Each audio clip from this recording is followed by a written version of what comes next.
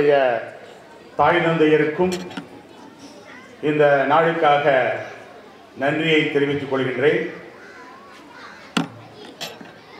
நான் பேச ஆரம்பிக்கிறதுக்கு முன்னாடி 2 விஷயங்களை உங்களோட பகிர்ந்துக்கணும். ஒன்று ரீசெண்டாக ஓரியூருக்கு ஒரு பெரிய ஃபங்க்ஷனுக்கு வந்தப்போ என்னுடைய நிர்வாகத்தினுடைய 40th இயர் செலிப்ரேட் பண்ண போகிறதுனால அகில உலகத்திலிருந்து என்னுடைய நண்பர்கள் வரப்போகிறாங்க. அவங்களுக்காக நான் பிறந்து வளர்ந்த இடத்தையெல்லாம் ஒரு பைட்ஸ் எடுக்கணுங்கிறதுக்காகத்தான் அவங்க தலைமை ஆசிரியர் அவங்கள்ட்ட சொல்லிவிட்டு இந்த ஸ்கூலுக்கு வந்தேன் ஒரு 2-3 வாரங்களுக்கு முன்னால். அப்போ அவங்க என்னை ரிக்வெஸ்ட் பண்ணாங்க, எங்களுடைய ஆண்டு விழா வருது, இது வரைக்கும் நான் வந்ததில்லை, ரொம்ப வருஷம் ஆச்சு, நீங்கள் கண்டிப்பாக வரணும்னு சொன்னாங்க. அவங்களுக்காக தான், இங்கே இருக்கக்கூடிய அருட் சகோதரிகளுக்காகவும் இங்கே இருக்கக்கூடிய டீச்சர்ஸ்க்காகவும் தான் நான் அவ்வளோ தூரம் ட்ராவல் பண்ணி, இன்ஃபேக்ட் இன்றைக்கி சாயந்தரம் சென்ட் ஜோசப்ஸ் காலேஜில் தான் நான் படித்தேன். அது 180வது ஆண்டு விழா ஒரு பெரிய லெவலில் இருக்குது. அதுக்கு நான் சீஃப் கெஸ்ட்டாக போகணும். இருந்தாலும் நேற்று நைட்டு 12 மணிக்கு காரைக்குடி ரீச் ஆகி இன்றைக்கி காலையில் என்னுடைய பள்ளியில் உங்களோட கலந்துக்கிறது எனக்கு ரொம்ப மகிழ்ச்சி.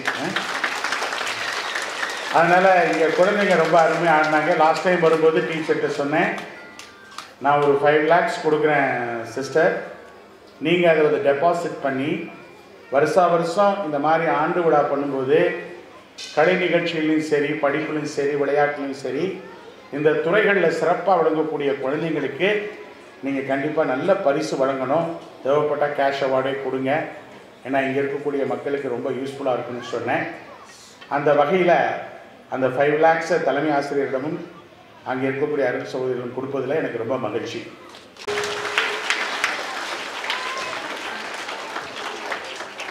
ரெண்டாவது, இப்போ மேடையில் இருக்கும்போது இன்ஜினியர் சார்கிட்ட பேசிகிட்டு இருந்தேன், நீங்கள்லாம் இவ்வளோ தூரம் கஷ்டப்பட்டு உட்காருவீங்க.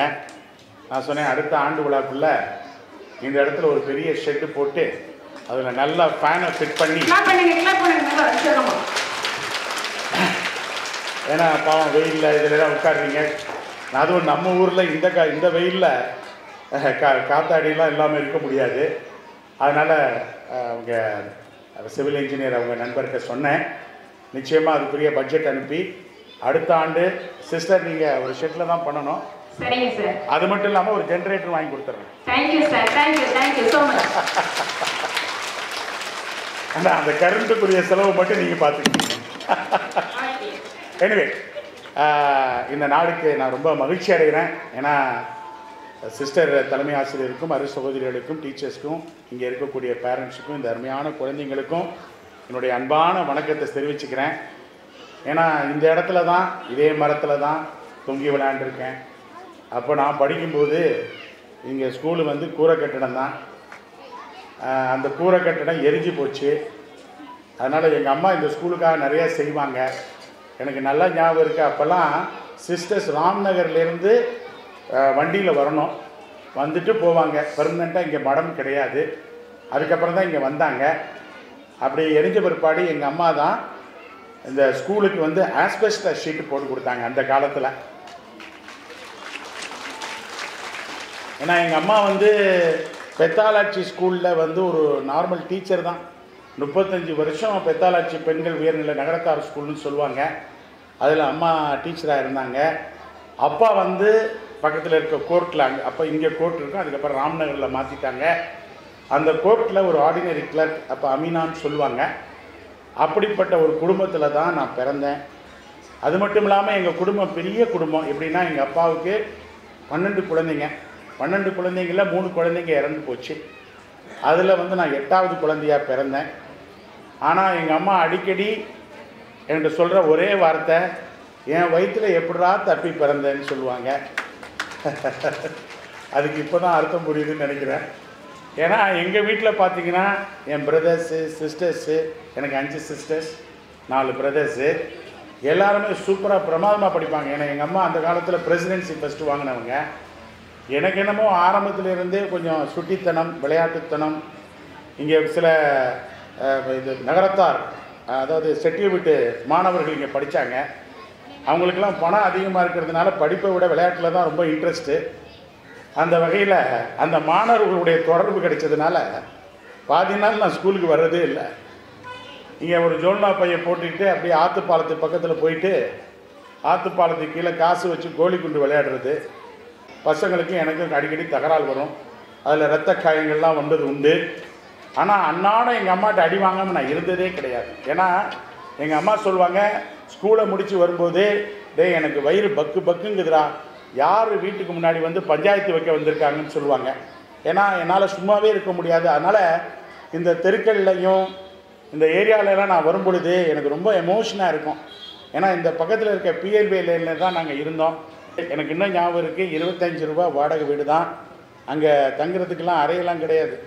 சிஸ்டர்ஸு பிரதர்ஸோட ஒரு பாயை போட்டு மொத்தமாக தான் படுக்கணும்.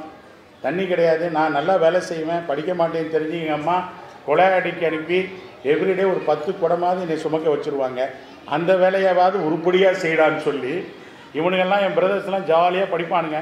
எனக்கு மட்டும்தான் வீடு துடைக்கிற வேலை, இந்த குடத்தில் தண்ணி பிடிக்கிற வேலை. பிரச்சனைன்னு வந்தால் நம்ம தான் போய் நிற்கிறது. இப்படியெல்லாம் எங்கள் அம்மா வந்து ஒரு என்னை வந்து என்னடா இப்படி இருக்க அப்படிங்கிற மாதிரி ரொம்ப வருத்தமான ஒரு சூழ்நிலை.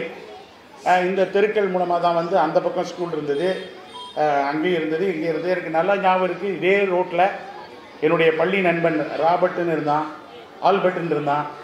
அவனோட இதே வளாகத்தில் சண்டை. அப்போ வந்து நம்ம எடுத்த உடனே பேச்சுவார்த்தையெல்லாம் கிடையாது. கல் எடுக்கிறது, அடிக்கிறது, பல்ல உடைக்கிறது. அதனால் ஒரு பல்ல உடைச்சிட்டேன். உடைச்ச உடனே அப்போ இருந்த தலைமை ஆசிரியர் ஒன்றுமே பண்ணல. அப்போல்லாம் பனிஷ்மெண்ட் என்னென்னா அசம்பிளிக்கு முன்னாடி வச்சு அடிக்கிறது. அப்போ தான் மானம் போயாவது ஒழுங்காக இருப்பேன்னு சொல்லிவிட்டு, அப்போ பசங்க நிறையா இருந்தாங்க. எனக்கு தெரிஞ்சு 800 பேர் இருப்பாங்கன்னு நினைக்கிறேன். அப்போ அந்த பக்கத்தில் இருக்க பில்டிங்கில் அசம்பிளியில் என்னை முன்னாடி முழங்கால் போட வச்சு, எனக்கு இன்னும் ஞாபகம் இருக்குது, முருங்கைக்காய் வரிசையாக பறித்து கொடுத்தாங்க. பலார்னு முதுகில். அது இப்போல்லாம் அப்படி எப்படின்னு கேட்டிங்கன்னா சட்டையை அவுத்தரணும். இப்போலாம் குழந்தைங்க ஏதாவது இவங்க டீச்சர் பண்ணால் நீங்கள் நேராக போலீஸ் ஸ்டேஷன் போயிடுவீங்க. ஆனால் எனக்கு என்னமோ அவங்கெல்லாம் இந்த மாதிரி அடித்ததுனால தான் இப்படி உங்கள் முன்னாடி நிற்கிறேன்னு நினைக்கிறேன். ஏன்னா அதில் வந்து நிறைய பேருக்கு கருத்து வேறுபாடு உண்டு. அடித்தாதான் வளரணுமான்னு தெரியல. மேபி அந்த காலகட்டத்தில் எங்களை மாதிரி ஆளுங்களை உதச்சி வளைக்கலைன்னா இந்த மாதிரி இருந்திருக்க மாட்டோம்னு நினைக்கிறேன். அட்லீஸ்ட் அடி வாங்குறதுக்காக பயம் இருக்குமே. ஸோ அடித்தோடனே எனக்கு ரொம்ப பாலமாக ஆயிடுச்சு. எங்கள் அப்பா வந்து சண்டை போட்டாங்க. அதுக்கப்புறம் ஸ்கூல் மாற்றினாங்க. அதுக்கப்புறம் என்னாச்சுன்னா ஒவ்வொரு ஸ்கூல்லையும் ஏதாவது ஒரு பிரச்சனை, அடிதடி. இப்போ நம்ப மாட்டீங்க, நம்ம ஊரில் அந்த சமயத்தில் 6 ஸ்கூல் தான். 6 ஸ்கூல்லேருந்து என்னை வெளியேற்றிட்டாங்க. ஏன்னா இது சரிப்பட்டு வரமாட்டேடான்னு. ஒன்று டீச்சர் அடிக்கிறது, இல்லை பசங்களை அடிக்கிறது, ஏதாவது ஒன்று பண்ணிக்கிட்டு இருப்பேன். கடைசியில் எங்கள் அம்மா நொந்து வெந்து போயிட்டாங்க. அப்போ எங்கள் அப்பா இங்கே அமீனாவாக இருந்ததுனால, அம்மா இவனுக்கு சரியாக படிப்பு வராது, என் வேலையாவது நம்ம கொடுக்குறேன் அப்படிங்கிற மாதிரிலாம் பேசுவார். அந்த நேரத்தில் தான் எங்கள் அம்மா டிசைட் பண்ணாங்க. எங்கள் அம்மாவுக்கு ஒன்று தான், நீங்களாம் இப்போ பேரண்ட்ஸ் பாருங்கள் எவ்வளோ கஷ்டப்பட்டாலும் இந்த கல்வியை கொடுக்கணுங்கிறதுக்காக உங்கள் உயிரை கொடுக்குறீங்க பார்த்தீங்களா, அதனால தான் நீங்கள் உங்கள் குழந்தைங்க பெரிய லெவலில் வருவாங்க. ஏன்னா அது மாதிரி எங்கள் அம்மா கொஞ்சம் ஒரு நிமிஷம் யோசித்துருந்தா இவன் இந்த வேலை. ஏன்னா இப்போயாவது உங்களுக்கு ஒரு 2 குழந்தைங்க, 2 குழந்தைங்களையும் கண்டிப்பாக காப்பாற்றணும், பெரிய லெவலில் கொண்டு வரணுங்கிற ஒரு கட்டாயம். அப்போ தான் எங்களுக்கு ஆல்டர்னேட்டிவ்ஸ் நிறையா இருந்தது. 1 விட்டால் 1, 9 இல்லை. அப்போ என்னையை கைவிட்டுருக்கலாம். சரி இவன் இதுக்கு தான் வீட்டு வேலைக்கு வச்சுக்கலாம், இல்லை பக்கத்தில் எங்கேயாவது வேலைக்கு அனுப்பலாம். இப்போ நமக்கு அப்போ விவரம் தெரியாது. ஆனால் எங்கள் அம்மா என்னை விடலை. டேய் நீ படிக்கணும்டா, படித்தாதான்டா வாழ்க்கையில் முன்னேற முடியும்னு சொல்லி என்னை திண்டுக்கல் சென்ட் மேரிஸில் விட்டாங்க. அப்புறம் சென்ட் மேரிஸில் தான் அங்கே ஜெசூட் ஃபாதர்ஸ் என்னை மாற்றினாங்க. அதுக்கப்புறம் என்னுடைய வாழ்க்கை மாறிப்போச்சு. எதுக்கு நான் இதை சொல்ல வரேன்னா, இந்த காலத்தில் குழந்தைங்களுக்கு வந்து ரொம்ப சுட்டித்தனமாக வேகமாக இருக்கும்போது அதை பற்றி கவலைப்படாதீங்க. ஏன்னா எல்லாருமே உடனே என்னடா நீ படிக்க மாட்டேங்கிறேன். நான் 3 விஷயத்தை தான் உங்களுக்கு சொல்ல விரும்புகிறேன். ஒன்று என்னன்னு கேட்டிங்கன்னா, ஜெயிக்கணும், விளையாட்டுலையும் சரி படிப்புலையும் சரி ஜெயிக்கணுங்கிறத வெறியை விட அதில் வந்து ஆர்வத்தோடு பங்கெடுக்க வைங்க. குழந்தைங்கிட்ட போயிட்டு நீங்கள் ஜெயிச்சுட்டு வரணும், முடிச்சுட்டு வரணும்னு சொல்லாதீங்க.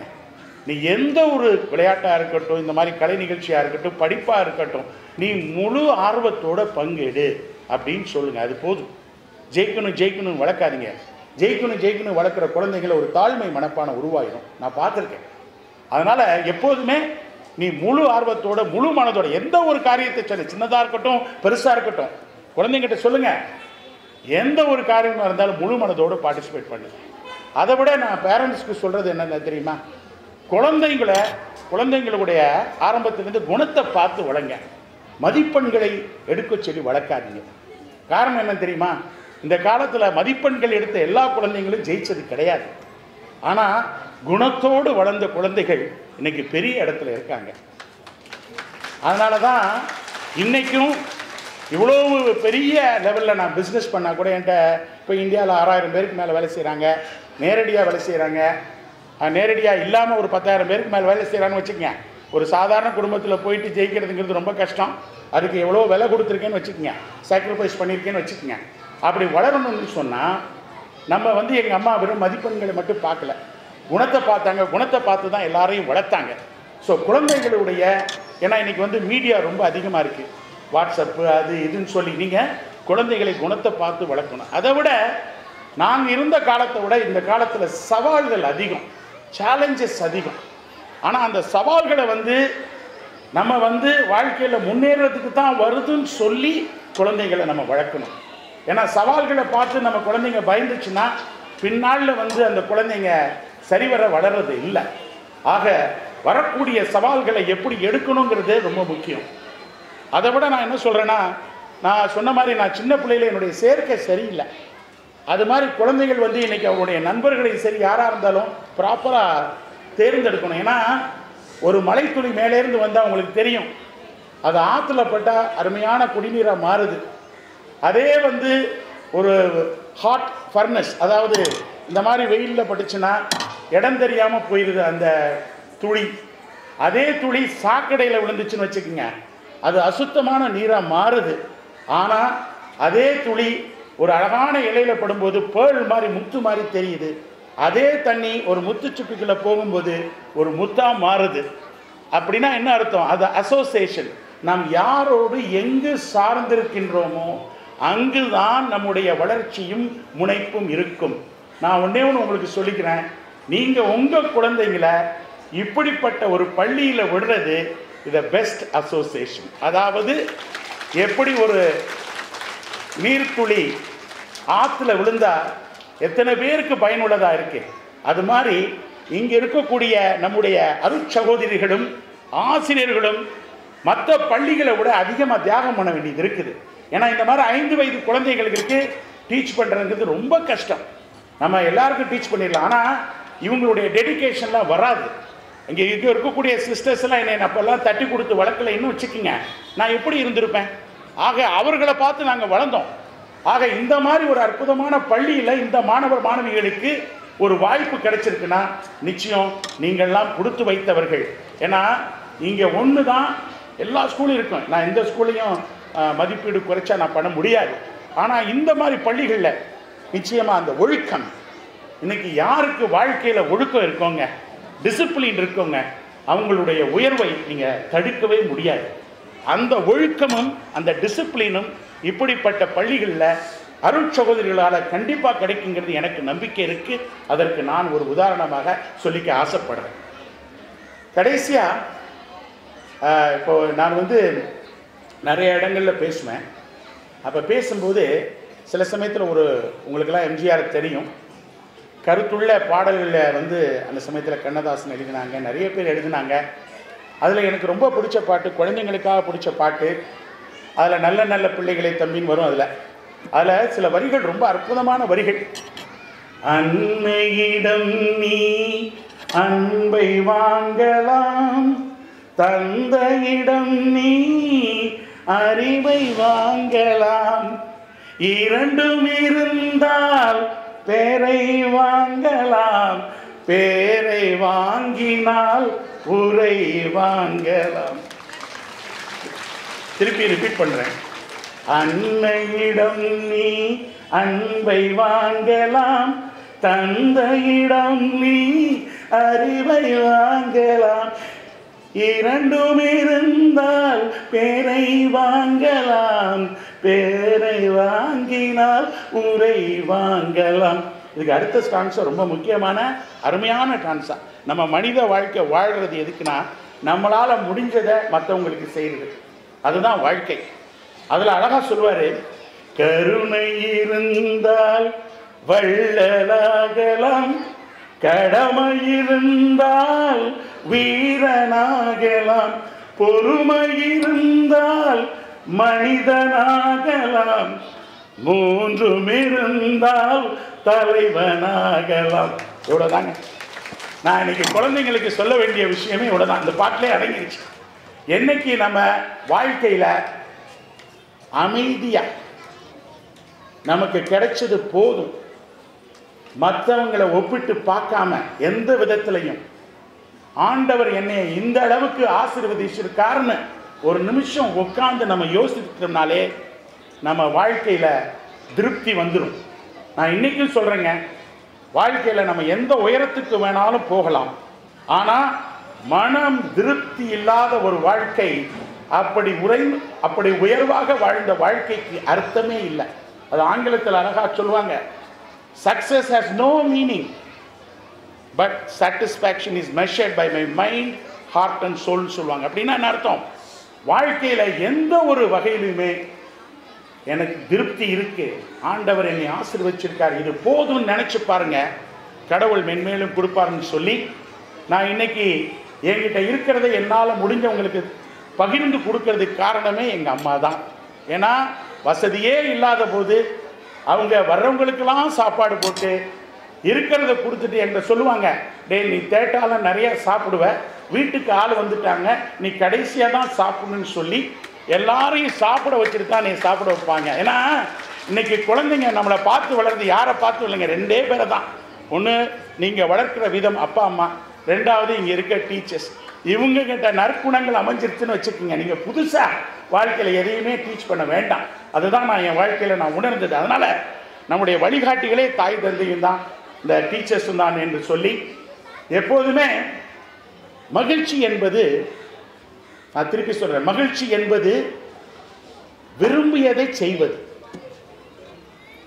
வெற்றி என்பது நாம் செய்வதை விரும்புவது. வாழ்க்கையில் எந்த ஒரு விஷயத்தையும் நம்ம ஆழமாக விரும்பி என்ஜாய் பண்ணி செஞ்சோன்னு வச்சுக்கோங்க, நிச்சயமாக நம்ம வாழ்க்கையில் பெரிய வெற்றி கிடைக்கும் என்று சொல்லி வாய்ப்புக்கு நன்றி தெரிவிச்சு. நன்றி.